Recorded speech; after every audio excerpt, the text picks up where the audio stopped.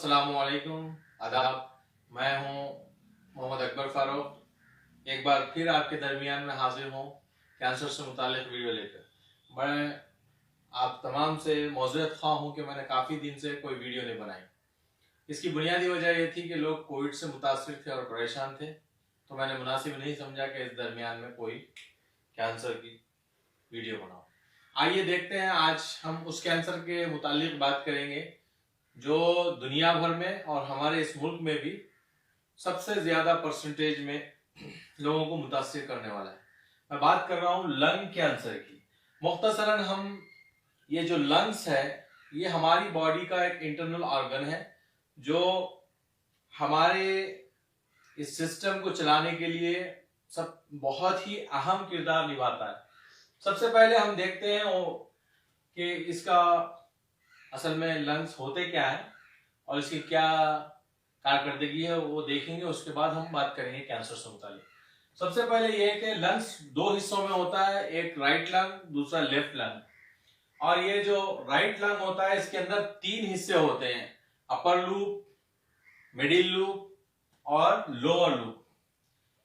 जबकि हमारे बाएं जानिब के लंग्स में सिर्फ दो ही पार्ट होते हैं, अपर लूप और लोअर लूप।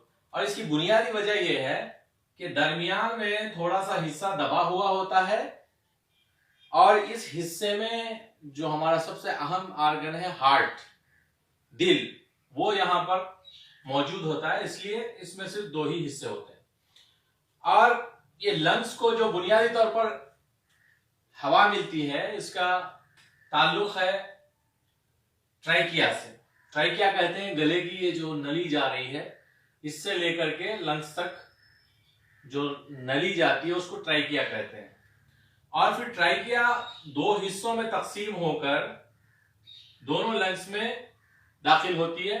उसके बाद यहां हमें ब्रोंकियाई मिलती है। ये ब्रोंकियाई की आखिरी सरे पर सॉक्सनुमा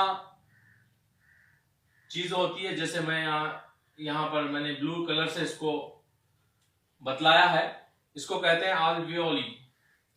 ये अल्वियोली जो है, इसका काम ये होता है लंग्स में कि जो सांस के जरिए से हम ऑक्सीजन अंदर लेते हैं, उस ऑक्सीजन को जज्ब करके ब्लड के अंदर सक करना और ब्लड से जो कार्बन डाइऑक्साइड है उसको निकालकर बाहर लंग्स के थ्रू आउट करना, बाहर करना। तो ये बेसिकली ये फंक्शन है। और लंग्स की जो साख्त है ये स्पॉन्जी होती है। जिस तरह स्पॉन्ज में फ्लेक्सिबिलिटी होती है, ये ठीक इसी तरह से फ्लेक्सिबिलिटी होती है। और इसके नीचे एक पार्ट होता है जो उसको मूवमेंट करने में मदद करता है। ये तो ओरली जो है ना, हमने इसके साख्त की ताल्लुक से बात की। अब यहां पर लंग कैंसर जो है अक्सर उमूमी तौर पर, आम तौर पर 55 साल से लेकर 65 साल की उम्र के लोगों के अंदर ज्यादातर पाया जाता है। लेकिन ये जरूरी नहीं है, कुछ चंद केसेस में यंग एज में भी लंग कैंसर हो सकता है, लेकिन ज्यादातर इसी एज में होता है। इसके अलावा बेसिकली जो है लंग कैंसर की दो अकसाम है, स्मॉल सेल और नॉन स्मॉल सेल। और इसमें 80% तक नॉन स्मॉल सेल कैंसर ही होते हैं। ये तो मैंने आपके सामने तमाम तफसील बयान कर दी। अब सबसे अहम बात यह है कि लंग कैंसर होता क्यों है, इसकी वजूहत क्या है। इसकी सिंपल वजह है और सभी को मालूम है, टोबैको, स्मोकिंग।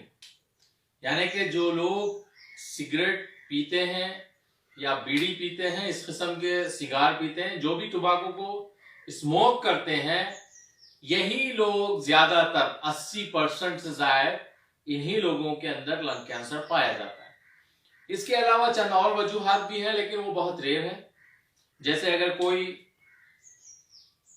किसी काम की जगह पर उसको अल्कोहल से वास्ता पड़ता है, आर्सेनिक से वास्ता पड़ता है, एस्बेस्टास के कामों के अंदर एस्बेस्टास उसके कांटेक्ट में आती है। इसी तरह बाज औक़ात पोल्यूशन की वजह से भी ये हो सकता है। ज्यादा हाईएस्ट पोल्यूशन के अंदर अगर आदमी कंटिन्यूअसली रहता है तो उसको भी चांसेस बनते हैं कि उसको भी लंग कैंसर हो। और आज एटमॉस्फेयर हमारे मुल्क के अंदर खास तौर पर बहुत सारे जो मेट्रो सिटीज हैं, इसके अंदर जो माहौल है, जो आबो हवा उसकी है, वो हवा के अंदर बहुत ज्यादा मकदार में कार्बन डाइऑक्साइड है और मुख्तलिफ पोल्यूटेड जो है ना गैसेस उसके अंदर शामिल है। तो ये भी एक वजह मॉडर्न एरा में जो है ना बन सकती है। अब सबसे अहम बात यह है कि हम लंग कैंसर से कैसे बच सकते हैं। तो सादी और सिंपल सी बात है कि स्मोकिंग फर्स्ट स्टेप है कि स्मोकिंग को तर्क किया जाए। अब दूसरी बात है कि लंग कैंसर का ट्रीटमेंट, बेसिकली लंग कैंसर अगर किसी को होता है तो वैसे तो कोई ऐसी अलामत जाहिर नहीं होती, लेकिन आम सी अलामत होती हैं, जैसे खांसी का होना, सीने के अंदर थोड़ा सा दबाव जैसा महसूस होना, ये सारी चीजें। तो बेसिकली जब ओलोवेरी के अंदर कोई प्रॉब्लम आती है, यानी कि हमारी सांस के जरिए से जैसे टोबैको अंदर दाखिल होता है, तो लाजिम है कि हमारे सांस के थ्रू अंदर ऑक्सीजन जानी चाहिए, लेकिन वहां पहुंच रही है कार्बन डाइऑक्साइड और इसके साथ साथ टोबैको से जो गैसेस दूसरी बनती हैं वो सारी जो हार्मफुल है वो यहां पर पहुंच रही हैं। और इसको कंटिन्यूअसली जब आप हर्ट करते हैं उसको, यानी कि जो चीज उसको नहीं चाहिए आप उसको दे रहे हैं, तब जाकर यहाँ के जो सेल्स हैं उसके अंदर अबनॉर्मलिटी पैदा होती है। और जब अबनॉर्मलिटी पैदा होती है तो अबनॉर्मल सेल्स का ग्रोथ बढ़ता है, डीएनए के अंदर, सेल के डीएनए के अंदर चेंजेस आते हैं और उन चेंजेस की वजह से फिर सेल्स जो है ना अपनी एक अनलिमिटेड तादाद को बढ़ाते हैं, गैर जरूरी तौर पर सेल्स का बनना शुरू हो जाता है नॉर्मल सेल, और उसके नतीजे में ट्यूमर उभर आता है। किसी एक हिस्से में हो सकता है कि ट्यूमर उभर आता है, यही कैंसर की शुरुआत है। अब इसकी पहचान तो बहुत मुश्किल है, जैसे उमूमी तौर पर हर कैंसर में पहचान का मसला बड़ा मुश्किल होता है, क्योंकि आम तौर पर हम खांसी से या इस तरह की चीजों से मुतासिर होते रहते हैं। और खास तौर पर जो स्मोकर्स हैं, आप अगर गौर करके देखें तो वो तकरीबन साल के 12 महीने किसी ना किसी तरह से उनका सीना भरा हुआ या उनको कॉफ आना, खांसी आना, ये सिम्टम उनके अंदर आम होते हैं।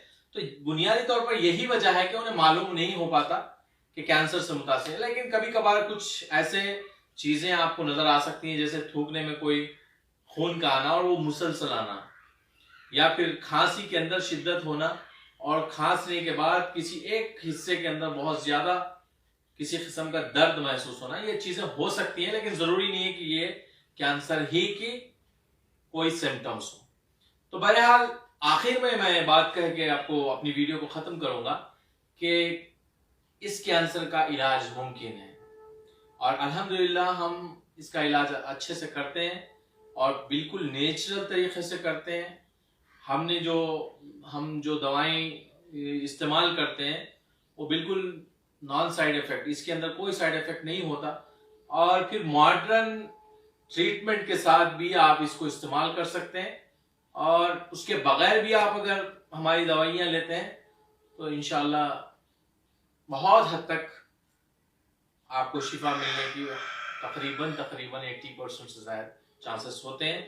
तो मैं इसी के साथ आप तमाम से अलविदा लेता हूँ। शब खैर।